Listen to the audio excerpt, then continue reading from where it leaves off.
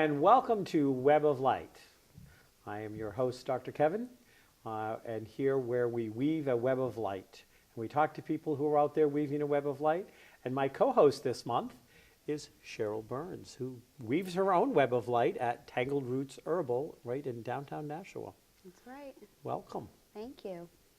So you have been a guest on the show a few times. Mm-hmm.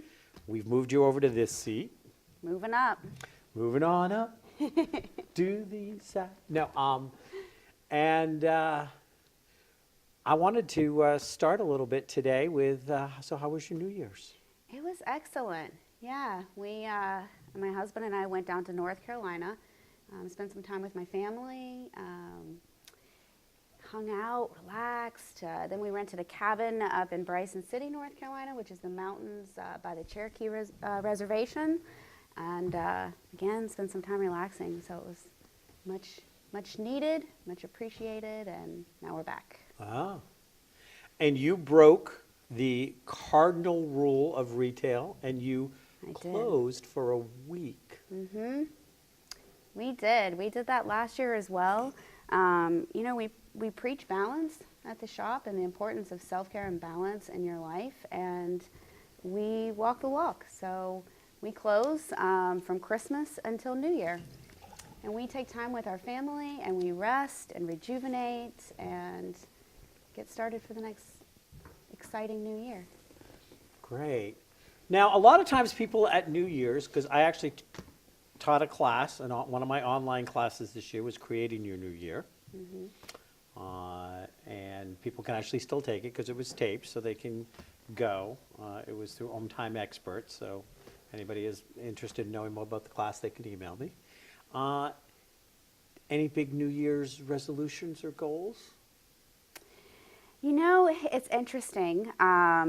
We had some things happen, but right before the holiday season, that kind of set us back a little bit. And so I'm taking some time to really think about what I want for this new year.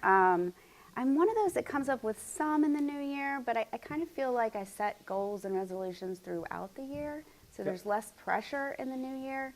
For me, less likely to not complete them if I spread them out and kind of go from there. But yeah, we're just still thinking about what I want to do, actually.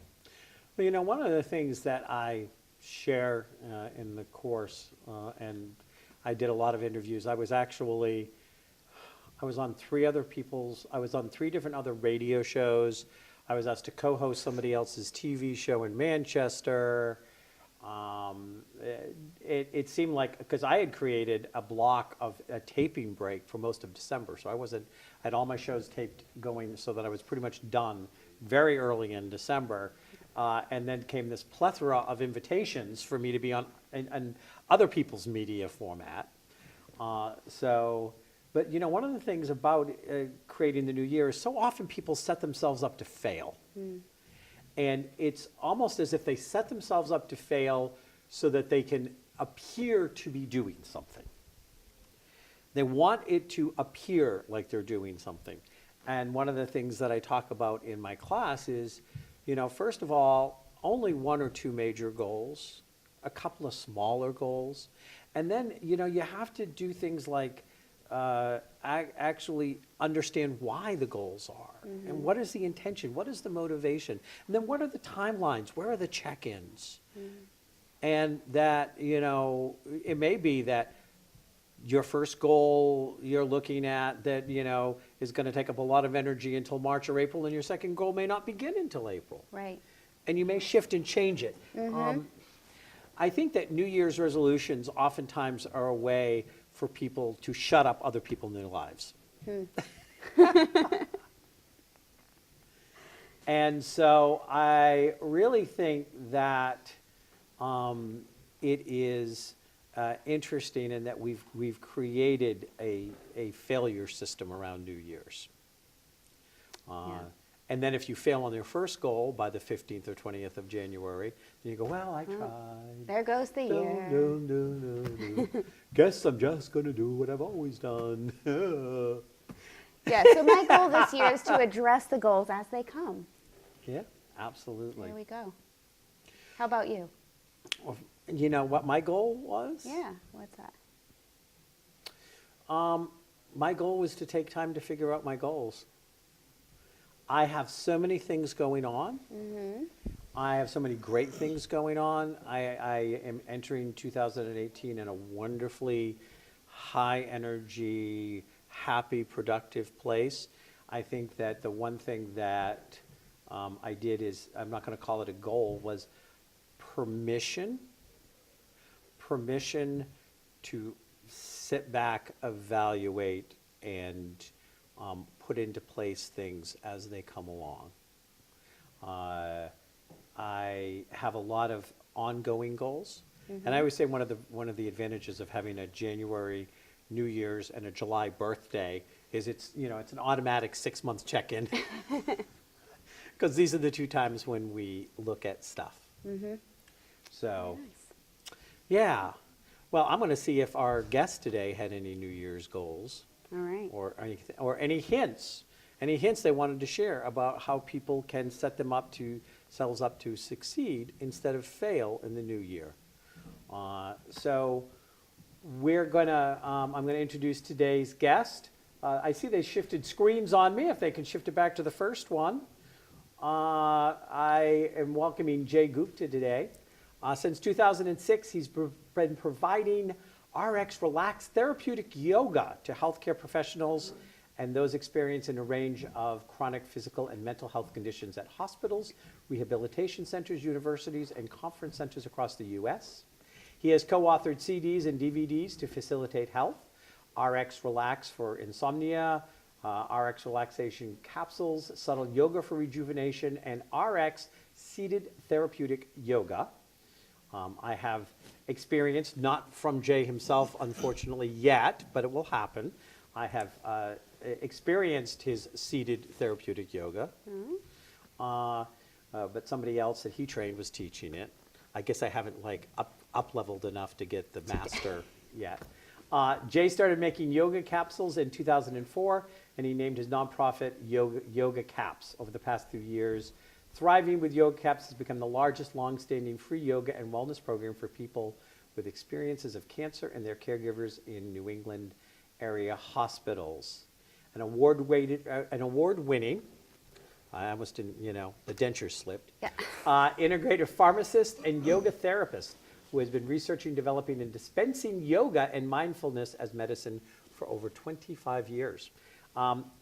He is also I want to make sure I get the title correct, Director of Pharmacy and Integrative Health for Harbor Homes, and we're going to be talking a little bit about that today. I think that I have known Jay and his wife, and actually stayed with you. It had to have been 20 years ago, maybe, No. 15? How long ago was I it? met my wife about 13 years back, so it can't be 20. So, okay. about 12, I would say. 12. 11 or 12. I lose track of time sometime, because I'm going into my 29th year of business now, 28th year of business. See, I've lost track already. And I was and had a chance to spend some great one-on-one time, and then I do what I always do, which is I disappeared to another part of the world and just got back. Jay, welcome. Thank you. Thank you. So you have upgraded or up-leveled in a way the whole idea of yoga as medicine. Is that a true statement? Well, I'm just one of them. There are probably a lot of people all over the world who are doing this work, because yoga is just a very powerful medicine. You can't just hide it. So one person cannot claim to own it. So I'm not only one of them. But how many of them are actually trained pharmacists? Well, we have trained 2 of them. Which means he trained them, so. There might be more. I don't know everybody, but there are at least a couple of them out there. So. Okay. So tell us a little bit about your journey. Did it start more with yoga or with Western medicine? And when did the other one come into play in your life? So my yoga journey started in 1983. That's when I got introduced to yoga, because I was a very sick child. The biggest problem I had was asthma. At that time in India, we didn't have inhalers available. So we had little salbutamol tablets available, so they helped, but I could not really play any sports. So good thing my parents did was they sent me to a yoga school for 3 months, and in 3 months, what I think I call it is I got a brand new body. So I gained a foot in my height, I forgot that I had asthma or anything else, so I just had a brand new start. Actually, my classmates, my good friends, when I went to the 11th grade back to school, they could not even recognize me. They thought I was a new kid in the class. So that was my introduction to health, like complete healing, which happened. And I was very, nerdy, kind of studious kid, very interested in science. So I still love science. So everything has to be science-based for me. So I started to explore all of that, and then I got into pharmacy school because I was really intrigued by these tiny molecules, the chemicals. They can make so much difference in people's life. They can be saving lives, so that's how I became a pharmacist. And since then I started to just integrate both, the holistic modalities which heal people versus pharmaceutical molecules, how they save lives every single day. So combining both the knowledge together. I really try to go to the basic science and see what really works and how. So that helps me peel a lot of layers of instead of just reading a book or somebody else telling me, oh, this is good for this. So I don't blindly accept any of that. I have to understand the logic behind it. So this is how I think I have been practicing yoga as well, to find out what in yoga as a medicine is helpful for a particular health condition, and what are the side effects, what are the contraindications, because some people who believe in yoga, they think yoga is going to cure everything. They don't realize that yoga can also hurt people, not just the injuries with physical yoga practice, but in some chronic health conditions, some practices may not be suitable for people. So what I hear you saying is that yoga in of itself, an overarching, i.e. yoga or yogic practices, need to fit what the person is working on, which many people, especially in the US where we do obsessive well, and we decide that we've got something new, or we've something that we've fallen in love with, and so we run out, and now you have a yoga studio on every corner. Mm-hmm. How many of the yoga studios that are out there do you think, this is an opinion, very clearly an opinion, I know you haven't researched it, so his scientific mind is yelling at me already, have that kind of medical background ideology? Are yoga teachers being taught that, or is only people that work with you and the few people out there that are doing it from your approach? It's a great question. It's almost impossible to answer. I knew So that was first- coming. So first of all, most of the yoga teachers in America, they're trained with Yoga Alliance standards, which are very physical based. So yoga, when we look at yoga as the term in America, we think it's all those contortions and postures. Most of the yoga teachers I know, they're really awesome people doing really great job. So if you walk into a yoga studio, you will get a good experience in most cases. What is the limiting factor is we don't really see yoga as a comprehensive therapeutic technique yet, at least in the modern world. Not just America, but all over the world, I would say, in the modern world. And it's growing now. So people see, it changed for me also. I was just teaching for fun. I was helping people. I wanted to volunteer. So I was doing it for myself, like, okay, I'm helping people. It feels cool. Let's do it. But when I started to see people coming off the medicines, or started to see how people are getting injured with yoga, that's when we shifted our programs to serve only people who cannot or will not do yoga. So those who are physically fit, they go to a yoga studio, they're going to get a great experience. Another good thing about yoga is it's such an enormous collection of practices, not just the physical asanas where we are working with the entire musculoskeletal system, but we are also working with breathing. We are learning how to relax ourselves. We are working on how to rejuvenate ourselves. We are learning how to focus ourselves. There are a lot of techniques which lead towards meditation and beyond. So when we start to bring all these practices together, then I want to see the person I'm working with, what is their crisis. So I think the way you summarized it, I was hearing personalized medicine. So yes, so yoga can be a very personalized medicine, because if I'm working with a person who's taking 15 or 20 medications a day, and they go to a regular yoga class, they probably will get injured or they will not have a good experience. Could, and we'll see, I think I know the answer to the question, but I'm asking anyways. So yoga could also affect the way certain medications work, could it not? Absolutely, Okay. absolutely. So what are medicines? So let's start with that. I love educating people. Okay, so as a pharmacist, I dispense medication, but the biggest thing which I love to do is talk to people when they're taking their medication. How are they taking it? So what do medicines do is they change the chemistry of the body. So from the pharmaceutical perspective, we are just a bag of chemicals, right? We have an inner pharmacy where we change the chemistry of the body, or the chemistry changes on its own. So if I'm excited by your question, I have a different chemistry. You make me angry, guess what? My chemistry will be different, right? We'll try to avoid that chemistry. Well, it's all about the chemistry though. Yeah. We're talking about those chemical molecules, right?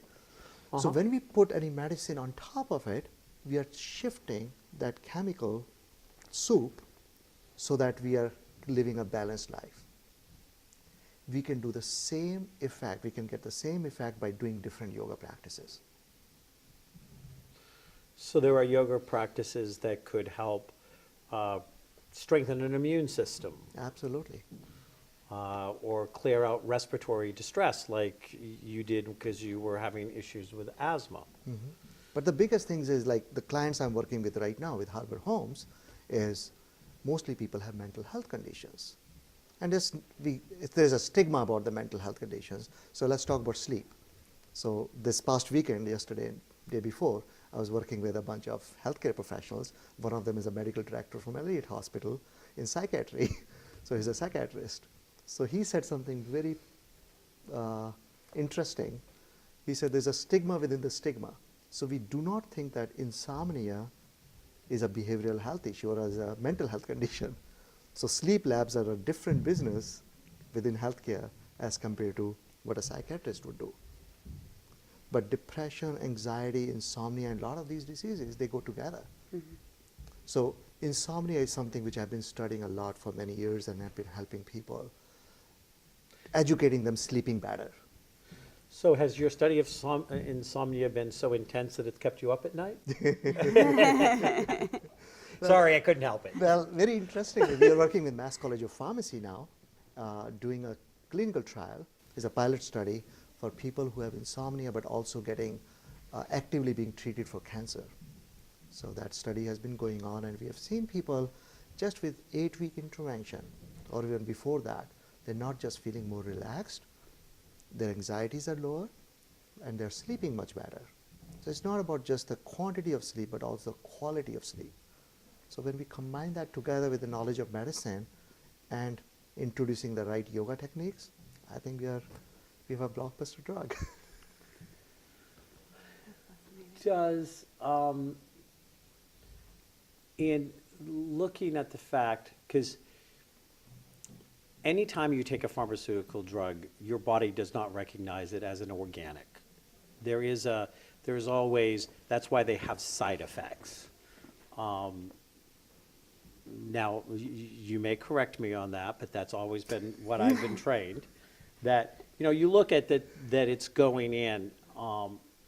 So if you were to get something happening where the yoga is changing the internal body chemistry, are you eliminating the side effects that would have happened from the medication? So, see, my mind works in a very different way. So your question is very open, is a wonderful question. but my mind starts to think, dissecting it, because for each health condition, my answer will be different. For Okay. each medicine, my answer will be different. So, for example, let's talk about infections. Okay, so if somebody has pneumonia, okay, let's talk about something simpler. Say somebody has a cold. Okay, what do we need for cold? We can use an antiviral medicine, right? If it is caused by virus, we can support our immune system, boost the immunity, so the body will fight the cold on its own. Okay, or we use a combination of both of them. So within yoga, we have at least two things. So if somebody needs antiviral, most people don't need an antiviral product. For flu, they might. Okay, but in the meanwhile, they're suffering. So the suffering is what? The runny nose, and there might be some fever or tiredness. So they can rest. They can take some medications to minimize those those effects of the condition. But they can use something like Neti-Pot. So instead of using a decongestant and anti-allergy medication, Benadryl and those kind of things, they can just wash off some of that virus overload from the nasal passage. So it's a very scientific, simple practice. Okay? So if you're using Neti-Pot, you're taking care of that. You're also boosting your immune system. So if you're resting, you're learning to relax. You create that relaxation response, which is opposite of stress response. Your immune system will get boosted. So the duration of cold, the intensity of cold will be minimized. Now, Cheryl works as an herbalist. So how does this relate to what you do? I find it incredibly fascinating. I definitely dig it. Because You dig your herbs too? I do that too, yes. I definitely agree with a lot of what you're saying, and I think that, just because I'm an herbalist, I don't believe that herbs will cure or fix everything. They're a means for us to start supporting our systems and help our bodies do what our bodies do naturally. And I look at herbs like food. And so I guess my wheels are turning about the idea of yoga and how we're moving our bodies, and correct me if I'm wrong, but we're assisting our body in doing what it's meant to do naturally. And so when we do certain yoga moves or what have you, breathing exercises, we're getting things moving through the body, whether that's energy or to relax us or to help us sleep or to get circulation going in a lot of cases. So I find it very fascinating. And I think it's something that's very needed in the world, and how medicine can combine with this idea of yoga and herbs. One of the conversations we've had numerous times here on Web of Light is to guide our viewers that to take charge of their own health care. And that there are two kinds of MDs in the world. There are MDs who are managing directors who would sit at the table, listen to what you may have to say that would help from a yoga perspective and a medication perspective and an herbal perspective. I look at it as a medical intuitive. I come in and look at what may emotionally, mentally, or spiritually be going on that is contributing to this issue showing up in the body. And that sometimes when we can dig out what's going on there, that also helps facilitate a healing process and can get something to shift and move. And we have MDs who are minor deities, that basically, I'm God, do what I tell you, don't ask questions. And that you need to get rid of the minor deity MDs. They come from a very old school God complex, that if they haven't heard about it, it hasn't been in the New England Journal of Medicine, which is one of the reasons why I think that the work you do is not only impressive, Jay, but so underutilized and so needed so much more. We need to have, hundreds of you throughout the country that can sit up and go toe-to-toe with the science, with the MD at the table, but may say, why would you not see what the herbalist has to say? Do you have training in herbs? Do you know what it may do and stuff like this? What if we do recognize a spiritual, mental, or emotional issue? Why would that not be part of the thing? We need to, in the 21st century, create a round table And both of you are people that I would want to see at the round table. You may not say the same about me, because I'm the most fringe guy in the room.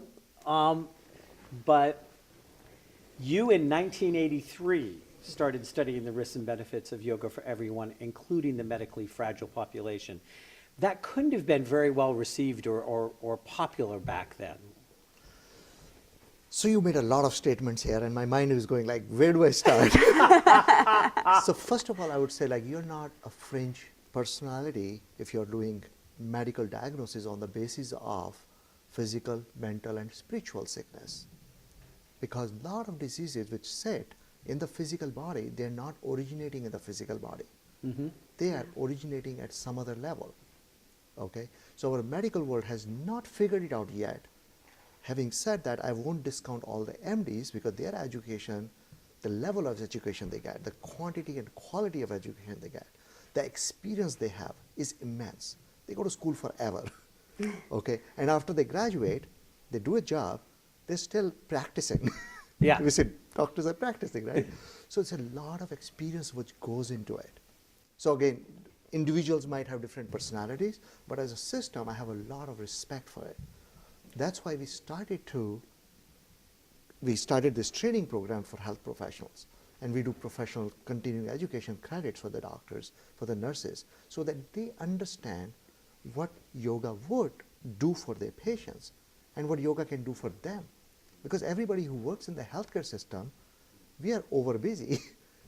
Everybody's like, because when people are sick, they need help. So I would like to empower everybody. That's why I believe in yoga, and I teach yoga. I teach free of charge. With YogaCaps, we teach about a dozen classes free of charge every week in different hospitals. So we want to provide that service, but when somebody is really not feeling good, they need support, they need nurturing. So they go to doctor, they go to the pharmacist, they get their medicine. So those medicines are helping them at that time temporarily.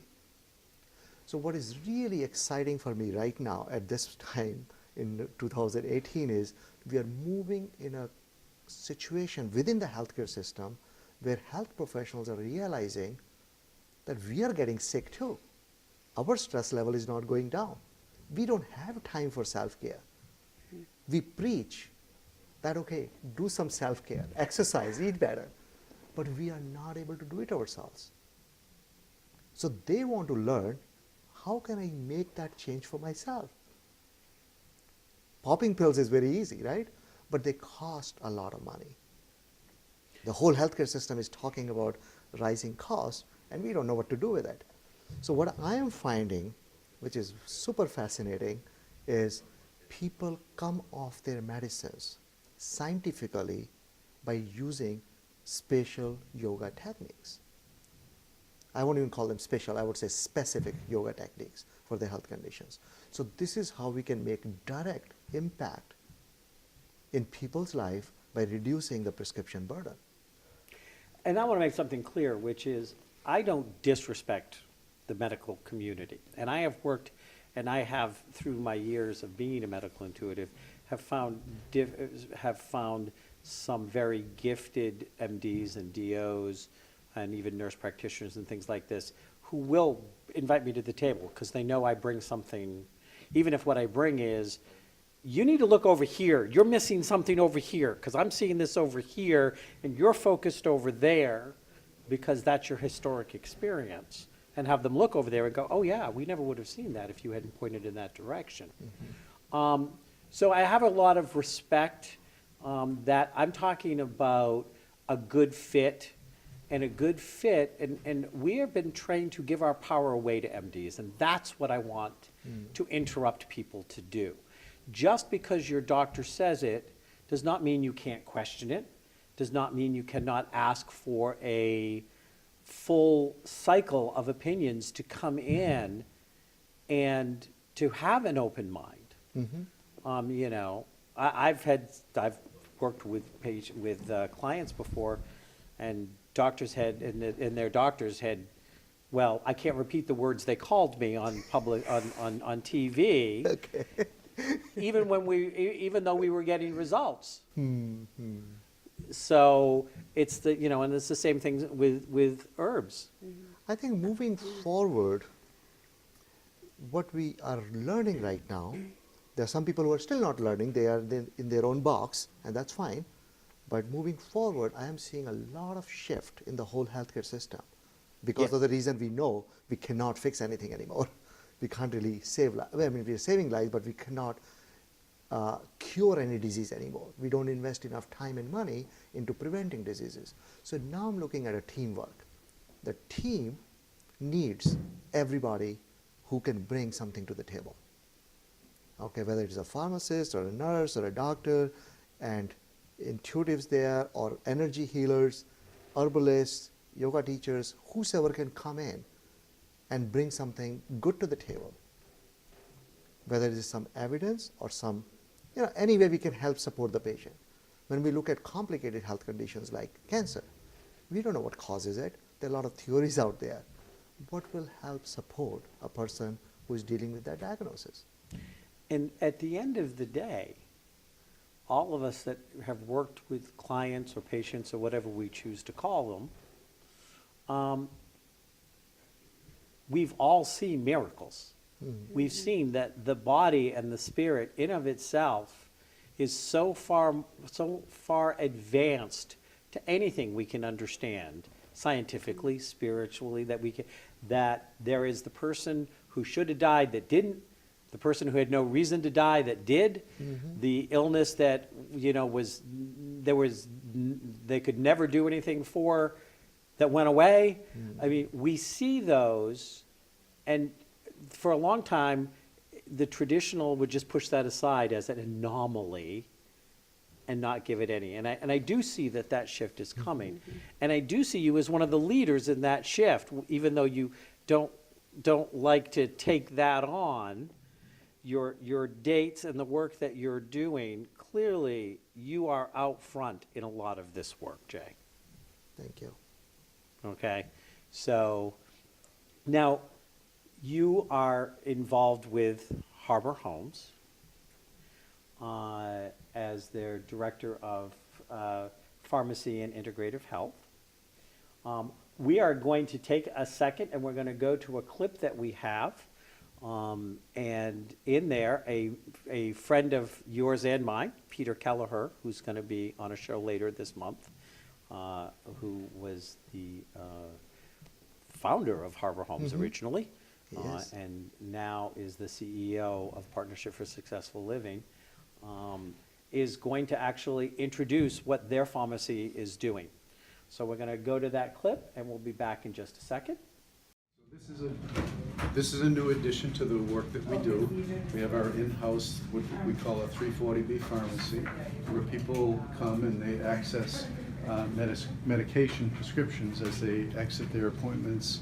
And there's a lot of medical evidence that says that people have a better outcome medically if they actually put the prescription in their hands instead of going to a pharmacy on the outside where they may not have enough for the copay or actually fill the prescription. So this is so far a very successful endeavor. We have a great deal of demand for that service. And now, what kind of population are we talking about that are getting their pharmacy? Because I know there are several different agencies here. Yes, so mostly patients of our clinic that are downstairs that I'll show you. Okay, okay. So we use this wall to explain to the public and those we serve a little bit more about who we are and what we do. We're called the Partnership for Successful Living, which is a trademark name and not an organization. And it's a group of 6 different nonprofit organizations. Each one is represented by these different columns that are here. It's a unique model here in the state of New Hampshire where we have the same board and the same CEO, and we try to come together in what we call an integrated fashion. Thus our formula across the top where you see housing plus integrated services equals success. We've learned over many years of doing this work that if you can find a way for first people to have a home that they feel safe in, it's bedrock to somebody's longer term success in living in the community. We see housing through the lens of healthcare as a major social determinant of health, and as a result we do a lot of housing, and we integrate housing in ways that pretty much no one else does in New Hampshire. We have more than 1,000 units of housing that are available. and in many different types of housing. Now, what is the area that this partnership actually covers? Is it Nashua, Greater Nashua? Is it the Cole County? For different programs, it's statewide, and for Okay. other programs, it's Greater Nashua area typically. We have about 10 programs that are statewide in focus. So each agency, we start with Milford Regional Counseling. That's a small counseling agency in Milford, but it also provides services all across the partnership agencies, as does each of the other entities as well. And then we have the Southern New Hampshire HIV/AIDS Task Force that provides medical case management and other key services to folks who are struggling with issues around HIV and AIDS, both here in Nashua and in Keene, and serve about 200 people in total.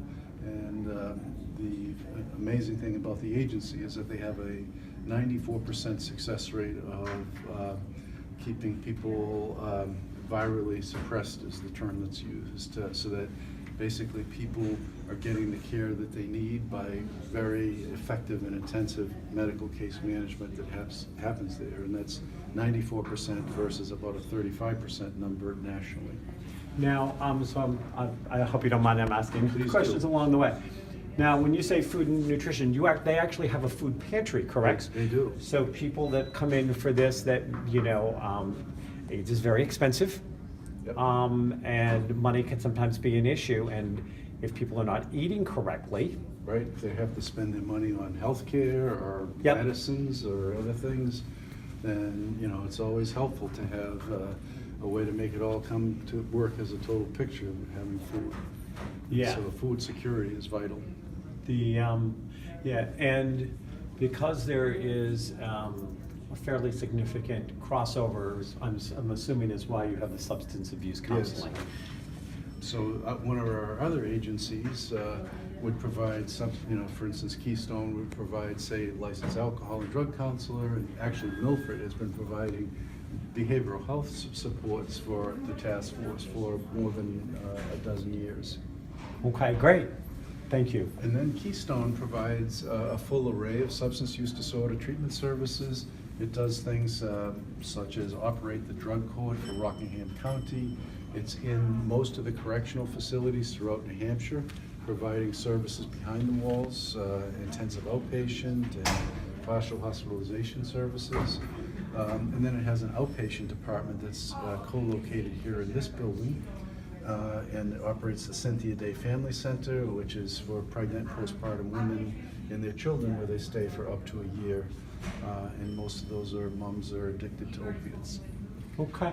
Now, the residential program is a local residential program? It's at 615 Amherst Street. It's a 54 licensed substance use disorder treatment facility that can be seen right here. Okay, great. Now, one of the things in some of the interviews I've done recently is there's been some concern that people, get through these programs and then when they jump out of the program and they go into daily living, that they're not getting as much support to keep clean and sober after they've actually left the residential program. Yes. So it's the drug and alcohol version of recidivism. I'm not going to get that Right. word right. That's all right. So what do you guys have in place for that? A number of things, but the answer in general is we share the concern and that we agree that there's not enough in place. So first thing is there's a brand new recovery center here in Nashua that is opened up in Main Street about 2 weeks ago, where 2 full-time staff are starting a new organization, and actually part of it's called Revive Recovery. Part of what we do is we got a grant to be what's called a facilitating organization, and we're supporting and setting up these recovery organizations in 13 different locations all across the state, one of our statewide programs. So Nice. it's very successful, and we're looking forward to it co-locating itself in our facility here and vice versa. So it would be similar to almost like a day program for Right. people after they've got out there, so they can continue to get. Absolutely. So they have Great. recovery coaching, certified peer recovery support specialists. So that's one piece of it, and there are other pieces too, but we in general feel like there's just not enough resources for what's called continuous recovery monitoring services, where you follow somebody on their journey of recovery and make sure that as they are at risk of relapse, that you're right there on the spot with them to prevent relapse. Okay, great. So that's Keystone, and just a sort of a snapshot of the many programs that they're involved with. And then Healthy at Home is a Medicare certified home health agency that's now based at 77 Northeastern Boulevard, which is our other major building. I used to have my offices here, and now we've been displaced because this has grown so dramatically here. But we see this as a secret weapon in kind of sustaining successful community tenure for folks that have, especially those that have chronic health conditions, that really need this kind of ongoing medical support in the home in order to stay out of the hospital. Excuse us. So that's what Healthy at Home does, and it also provides training and support with similar issues across the partnership as well. And then Welcoming Light is an agency that does training and employment for the public, community, our staff, and those we serve. So finding employment is a big part of what we do, and we see that again as critical to somebody's longer term success. And Got to set them up to succeed. That's right.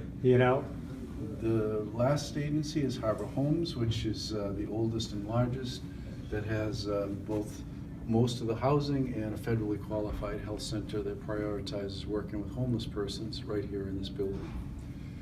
And then over here, we say, what by working together has the collective impact of all of this meant? Have we really accomplished anything different, say, when somebody comes along and has utilized the services of, say 3 of our different agencies at the same time? Has the impact of that been any different than, say, a single mission nonprofit organization that may just, say, give somebody food, for instance? And we have this hypothesis, and data we believe now shows that people have more of a sustained and profound impact in their life than they would if they just kind of went to a single fire nonprofit. So it's more of a longer term comprehensive approach that enables a greater degree of success, and we have about 6 years of data that support that. And the other thing that we've accomplished in this whole effort is, certain very high challenges for a community. For example, ending veteran homelessness. Good morning, excuse me. Good morning. We think that if it wasn't for the PSL and all of its different 90 programs, that we would not have been able to make that achievement, which we did about 8 months ago here in the greater Nashville area, where we were recognized by the federal government as having achieved that. And that is kind of the bigger picture of what I tell people, and that we serve around 12,000 people a year in the partnership as a whole, and we have about, no problem, about 450 employees across the partnership. Now, so you were 25 out of 46,000 model of excellence for the presidential. I'm just reading that one particular one. I mean, when you think of 46,000 across the country agencies, you were the 25th. They picked they thought were the top 25 out of the 46,000, and invited us all to Dallas, Texas, to the George Bush Presidential Library, and we got to meet Laura and George, and they showcased the work that we do as one of a model. They sent down researchers from Syracuse University, and they made that recommendation as including us in the 25. So that's how that happened. Yeah, there's some pretty impressive numbers on this. So we got to see your pharmacy at Harbor Homes. And one of the things that Peter talked about was that having the availability right there seemed to increase patients' success in actually following the needs, the pharmaceutical needs of the client. What made you get involved with Harbor Homes? What do you see your role there as being? And how does it work in with your greater vision and mission? You ask a lot of questions in one sentence. So we met because we wanted to build a yoga program for homeless population, because we know there's a stigma about being homeless and people are not gonna go into yoga pants with a yoga mat into a yoga studio. So we thought that would be a good population to serve, because people who are experiencing homelessness, they can use a free yoga class. So that was our goal, to meet him. But in the conversation, when he learned I was a pharmacist, so he said, I have been looking for a pharmacist, and I have put my pharmacy profession behind. I quit my pharmacy job a year before. So he said, why didn't you open a pharmacy for us? So that was kind of challenging, because I know how to run a pharmacy, but I never had opened a pharmacy, that too in America, because there's a lot of legal aspects involved. So he gave me the challenge, and I accepted the challenge. So I volunteered for some time, then I worked part-time, and when we opened the pharmacy, I joined them full-time. So that was a very good learning experience for me, to learn how the whole pharmaceutical industry really works, which I was not exposed to as a retail pharmacist. So working in the community, we are helping people. You know, a lot of kindness and compassion is involved. But if somebody doesn't have money, I would just say, sorry, it's going to cost you $485. If you don't have money, I can't give it to you. So that has changed, and I'm very excited about this opportunity, because we are the only nonprofit pharmacy in southern New Hampshire area. So if somebody doesn't have money to pay for their prescription, we can help them. So we have a sliding scale program. We have clients actually who get treated much better, not because we are better pharmacists. We are, of course, great team we have right now in the pharmacy, but also we have time to communicate with people. So we are a professional pharmacy. We don't sell lotteries. We don't sell alcohol. We are not selling coffee. We are not selling cigarettes in the pharmacy. We are not selling all that that stuff. We are focused on just on the healthcare. But by not selling things like cigarettes, you're not encouraging people having to come back and have repeated visits to you. Well, they're coming to us. They're coming to us when they need their prescriptions. Yeah. So another statistics is, I don't know how true it is, but about half of our people would take the prescription, they go to the pharmacy, but will never get the pills.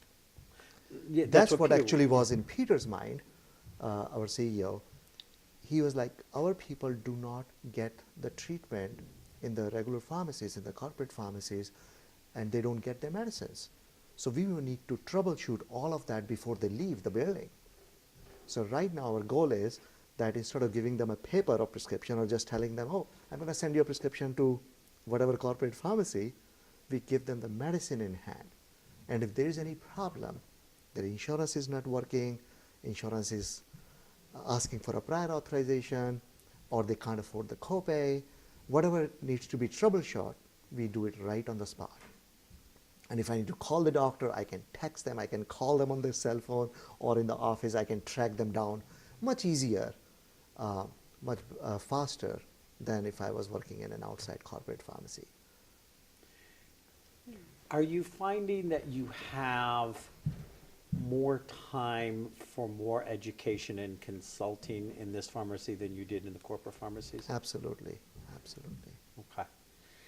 And do you ever recommend they may want to check out the yoga program, or think about doing some things outside of just the strict fix it with a pill?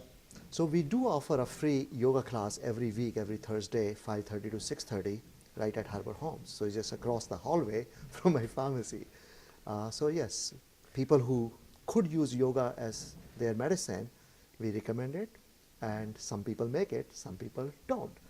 Because the stigma against yoga right now is, I cannot do it. I cannot touch my toes.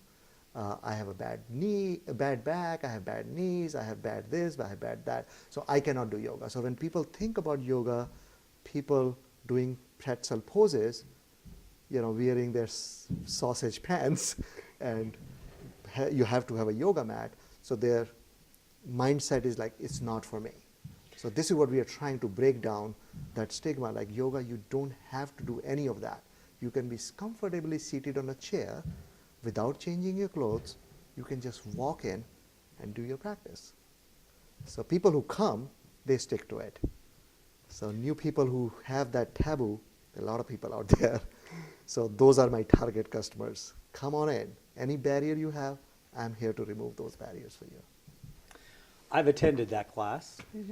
I've been at your shop and go, okay, I gotta go on a Thursday. Yeah. That's where I was going. Okay. I would say I was going to that. Jeff and I would go. Jay knows Jeff.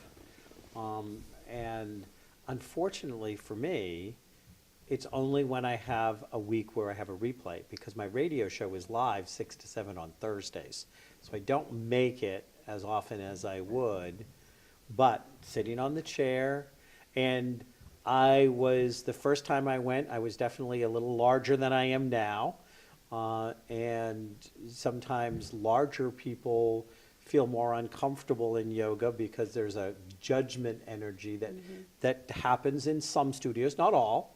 It's certainly not part of the practice to judge somebody's physical shape, but it happens. You know, if you go into the designer studio with the designer everything and stuff like that, I think some people do get intimidated by it. So it was, and it's not the intention of the yoga studio or the yoga teacher, it's just how it is perceived by people. yeah, Right. no, like I said, it's not part of the yoga idea. But I have to say, I enjoyed all those classes. I've done yoga off and on through the years. More off than on or more on than off? More off than on. Okay. I did work years ago with doing one-on-one yoga with an instructor in the Portsmouth, New Hampshire area, Bob Vaccaro. Do you know Bob? I don't think I've met him, but I know of him. Yeah. He runs a yoga by donation program. In Portsmouth, yeah, so that yoga can be available to all people. Bob would be an interesting person to get on the show at some point. So we just took it to a little different level by saying, okay, it's yoga for free. Yeah. Because people who really need yoga, they have barriers, and one of the barrier could be, I don't have $10, $15, $20 to pay for every yoga class. So we thought, okay, let's do some work as volunteers as well. Yeah, I think that in talking to Bob, part of his thing was that he didn't want to, because he didn't have any funding, was to, at least get the price of the space covered, so he wasn't taking it out of his pocket. But there's no energy if you don't put anything in the basket if you do that. But Bob used to do unique, would put me in and hold me into unique poses, and had that kind of approach of, like, what are you trying to achieve? What are you trying to go? Closer to your way of looking at it than some of the other yoga classes I've taken through the years. And it's easy to say, I want to, but it's the time and it's the travel. It doesn't have to be the money. It doesn't have to be, I don't have fancy yoga pants. It's, I've got to get up, leave, go somewhere, come back, blah, blah, blah, blah. Right. It must feel so good for you to see people taking charge of their own health and well-being. Well, they're the ones who inspire me to do this. It's a lot of work. We work 7 days a week, me and my wife. So 7 days a week, long hours. So last weekend, as I said, Saturday to Sunday, I was teaching for 20 hours with a group of health professionals. So and in the morning, like, okay, I'm tired. But we do our yoga techniques. We practice on a regular basis. So we are able to take care of ourselves. So no regrets. But yes, people who come to yoga classes, come to the yoga trainings, they inspire us. They give us the energy back. So we are really grateful for everybody who comes to yoga. Now, I just want to point out, as he was talking about that, he looked like an 11-year-old going to Star Wars, right? And it was so exciting. That 20-hour day was amazing. And there are times, and you know what? Back when I had a full-time practice, and I would do 35 to 45 hours of spiritual coaching, counseling, and stuff like that, and people would be like, how can you do that for 12 hours? And I'd 12, 14 hours later, I'd be ready to go out dancing. Yeah. I find that in the shop as well. People just inspire me. I'm, seeing the change that happens in them when they start to take control of their own health and their own mind, body, and spirit and what's going on, and feeling they have the support of the community around them, whether that's in a yoga class or in the women's group we host or book clubs or wherever they go, that they have that support to empower them is beautiful. So this is part of the shift, big shift, the paradigm shift we are seeing in the healthcare profession, that hospitals are providing yoga classes. Hospitals are putting gyms in there. Their doctors, nurses, pharmacists, everybody is more open for integrative health practices. We don't even call them alternate health practices anymore. Sometimes back, we used to call them complementary and alternative Yep. treatments. It's called now integrative health treatments. So we are integrating them into the mainstream. So once we continue to build, once we complete bridging, creating that bridge, which is right now being built, that will be really awesome for health of everybody. Mm-hmm. So thank you for everything you guys do Absolutely. Yeah. for the health of people. I know for me it'll be nice when I can go in to see a new doctor and they don't hear that I'm an herbalist and immediately shut down.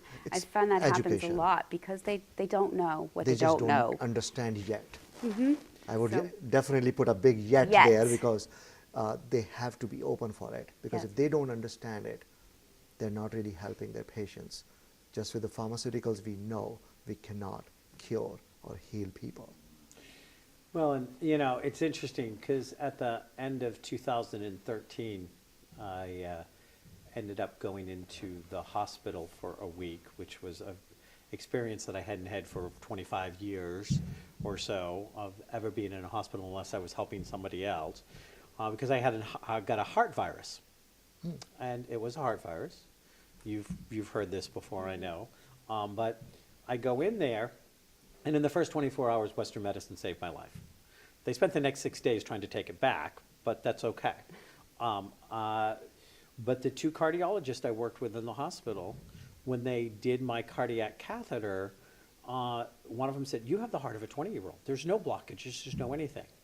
Well, because I knew that heart issues ran in my family, I started doing preventive medicine in my early 30s. To strengthen my heart, and that included herbs, and it included certain other things that I was doing and being very aware of. And he was like, and he really was like amazed, like, I can't believe it. You don't have the heart of a 50-something-year-old man. And then he finished saying that, and 2 minutes later he goes, "But I understand that you take herbs." And I said, "Yes." And he goes, "That could have caused this problem. Never take herbs. They're dangerous. Don't do it." And I'm thinking, okay, you just told me I had the best heart you've ever seen, and it was just a virus. And you get 20-something-year-old basketball players that get a heart virus to fall on, the thing. But they were going to have me on surgery or a lifetime of medications. And I worked with a board-certified cardiologist who had gone into all naturals. So he had he was a DO, he had all of the Western training, but now he worked completely without medications and different things. I was off everything in 6 months, and I went from a 12% functioning heart rate up to the low 80s, which is within reason. Nobody has 100%. I learned that the hard way. But 12% when I went out of the hospital. And but those are the kind of things that are disturbing. So I'm sorry you had that experience, but this is what we know is what we call is fear of unknown. Yep. So if a cardiologist has never studied herbs, they've never studied yoga, and they have some impression Yep. from the past. And having said that, because herbs doesn't mean or natural doesn't mean it's going to be safe. No, it And doesn't. they want No. you to be safe. So they gave you a warning, but education piece, I think that's what is missing really there. So it's Yeah. not against that cardiologist at all, because they were trying to help you, save you. Yep. So a lot of people come to me and they will just say, "Oh, I use this herb and that herb." Because herbs have side effects. Herbs are loaded with chemicals. I mean, they're just a bunch of chemicals which are going to change the chemistry of my body, right? So this is how the herbs operate. Yep. If you have a good quality herb, it's going to work. Yep. But what can go wrong? That's the big question I always ask. Whether it's a pharmacy sales rep coming to me, or is it herbalist, or is it a yoga teacher, anybody, what can go wrong? Now, in one of the conversations I had with Peter, I asked him, and it was so funny because it was at the very end of the interview we did at Harbor Homes. And for some reason, that little end piece of footage didn't like, it got screwed up in the camera. So, but I had asked Peter, I said, do you see the day of having more roundtable and having herbalists, people like me, things like that, involved in a roundtable to help the population that serves, that you serve through Partnership of Successful Living? And he gave me an unqualified yes, that this is one of the places that they're heading. I suspect you're playing a large role in that because you're Director of Pharmacy and Integrative Health. What do you think that that's going to look like for that population? And how can we give it to regular people? Because they need help too. Well, first of all, everybody's a regular people. But what really our CEO, Peter Callagher, does is very special working with this population where we kind of tend to ignore people who are homeless. So he adopts them. You know, we as an agency just come on in. And if you don't have insurance, you have health issues, we're going to take care of you. And the whole team he's created, all our clinicians, you know, the doctors and nurse practitioners, everybody just working as a team trying to help people. The system is little overwhelmed. As you know, healthcare system, everybody is overwhelmed. So there's a lot of work going on and nobody has extra time to learn and do something more. So if as a pharmacist, when I'm working on the bench, if I can just keep filling the prescriptions and talk to people, help them their best, that's all I can do. That's why when I'm teaching yoga class or doing anything like that, it is outside my pharmacy time. So a roundtable, I think, is a brilliant, brilliant idea. Cost can become a big barrier. So if you're offering them herbs or anything holistic, insurance companies don't pay for it yet, right? So that can be one of the biggest barriers. People are very open, but homeless population, particularly people who are chronically homeless, and Peter has been aggressively serving them, passionately serving them for decades now. So that population is also so transient. They don't take their medicines the way they are supposed to be taken. Mm-hmm. They forget to take them, or they don't want to take them, or they can't afford to take them. So same thing happens with yoga. They don't show up for the yoga class. It's too cold for them to walk. They're not driving in their fancy cars, right? So there are a lot of barriers for the population we serve. Having said that, I would say yes, people who are watching the show, everybody, if you all can do it, please do. Take care of yourself. Be the very active part of the healthcare team. Don't leave it all on the doctor, the nurse, the pharmacist. Everybody has to do it together. And the patient, the client, human being, the person who is suffering, has to take active role, the main role. So you're researching, you're asking the questions from the doctor, you're asking the questions from herbalist, you're asking questions from the yoga therapist. Everybody has to work together. Of course, you've struck upon one of my pet peeves here, which is, and good or bad, this is getting ready to shift with recent legislation. But I all along have been a big proponent, a big opponent of forcing Americans to pay for health care when health care seems to be so controlled by the MM, the pharmaceutical, and doesn't create any kind of bandwidth for people who want to do alternative. I mean, you know, the law was requiring me to pay money for an insurance that I would rarely use, but would not give me any support for what I would use to stay healthy, to not need to go to the hospital as often or not see a doctor. And that seems to be an inherent issue. Do you think that in your role as Director of Integrative Health and Pharmacy, that there might be, as this is changing, grants or funding out there that would specifically help underwrite non-insurance covered stuff like herbs or energy work or things that could be investigated or looked into? I mean, the world is changing, and there are people out there who might get behind putting money towards a grant or creating a pool So we're not being strangled by an insurance industry who appears to be pretty much in bed with the pharmaceuticals. Come on. Well, I'm not going to say yes to it because I don't see it that way. Yeah, okay. But do you see that this could be a direction that you would take this in? Well, if this interview was, say, 5 years back, I would have said yes. Okay, but things are shifting and at a very high speed. If you look at insurance companies now, they also want to save money. They want people to be happier and healthier. They're paying for the healthcare cost. Okay, I understand people like you and me who are living a healthier lifestyle, we'll end up paying for people who are not taking care of themselves. So this is how the industry works. Insurance industry takes the money from people who don't get into car accident and pay for people who have a car accident. So healthcare industry is not going to be different either. So we can't blame them for the way they operate because they are insurance industry. Having said that, insurance companies don't want to keep paying for doctors' visits or the visits in the hospitals. So they are trying to minimize their cost. So they are looking into holistic modalities. The problem is they're looking at the data. We don't have consistent data.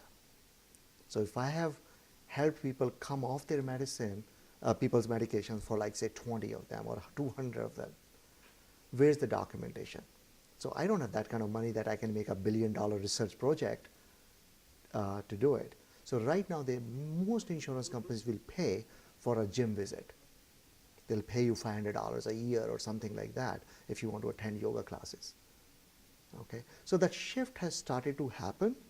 How fast it's going to happen, how soon we're going to reach that end point, I don't know.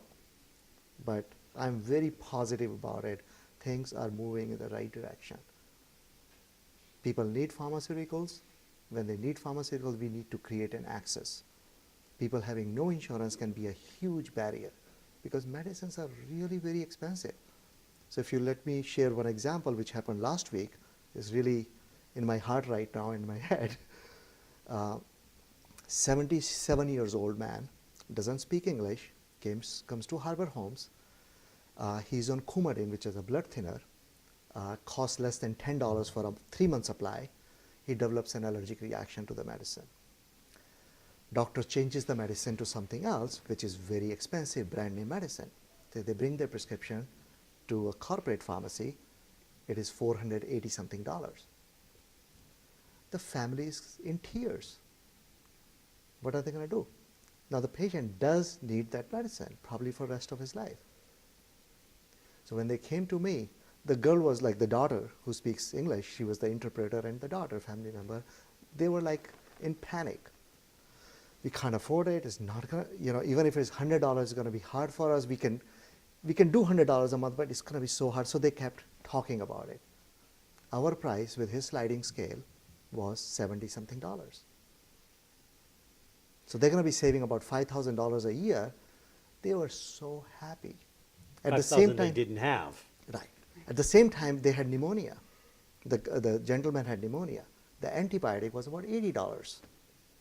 Our price was less than $5. So the person need medicines. They're in desperate need at that time. So I'm really grateful that we are able to help people because we're a nonprofit. We can help people in this kind of situation depending on their sliding scale. Well, we do have to wrap it up. Jay Gupta, who is the Director of Pharmacy and Integrative Health for Harbor Homes, also the founder of YogaCaps, and who has been working since 1983, studying the risks and benefits of yoga for everyone, including the medically fragile populations. Jay, it was a delight to have you on. We'd love to have you back at some point. I feel like we just scraped the top of it. Surface, yeah. Cheryl, give us a quick, you've got some stuff coming up at Tangled Roots. Can you tell us some of the classes you've got coming up? Sure. Especially any that involve me. I was going to say, a lot of them involve you. So you're teaching a series of astrology classes coming up. You're also teaching a series of tarot cards. So for anyone who wants to learn to read tarot cards, that's coming up. We have our book club at the end of the month, the 27th, which is Awaken Your Inner Fire is the book. And of course, as we do every month, our Women's Circle, which is just by donation, and we pick a charity every month that we donate the money to. And I'm going to start hanging out on the 23rd every other Tuesday. Yes. Going to hang out and gossip with Cheryl at Tangled Roots. Make sure you come in and see us. So here at Web of Light, we always want to encourage you to take charge of your own life, to be empowered. Healthcare is part of your life. The quality of your life is oftentimes determined by the health that you are living. It's not determined by how much money you have if you don't have good health, or how much love you have if you don't have good health. Health is an interesting thing, and it's still a new and evolving science, but it is also more than a science. It is the integral part of who you are.